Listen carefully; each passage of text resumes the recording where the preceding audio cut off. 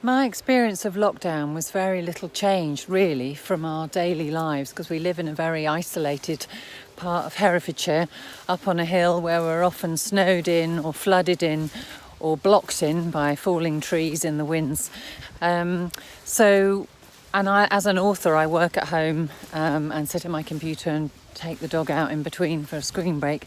So nothing changed that much, except the house was a bit fuller and the teenagers slept in a bit later. And I wondered obviously how it would all work out being locked down with two teenagers. But in fact, they were a joy, and they came up with all kinds of creative ideas and were much more resilient than I could hope for, really.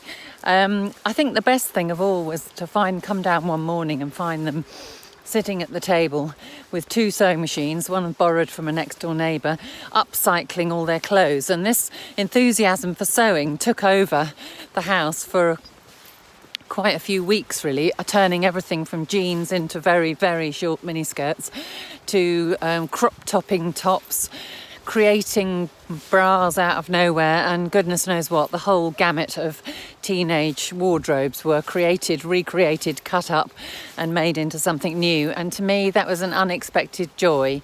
And the nice thing, perhaps the best thing of all, was that they did that together. So they spent time together that they wouldn't have spent otherwise.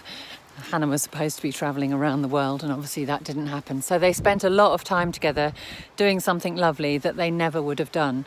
But I was acutely aware the whole time, obviously, of our being so lucky, being in the middle of nowhere, having this space which so many people didn't have, and living such very different way of life, not being restricted and tied inside like so many people.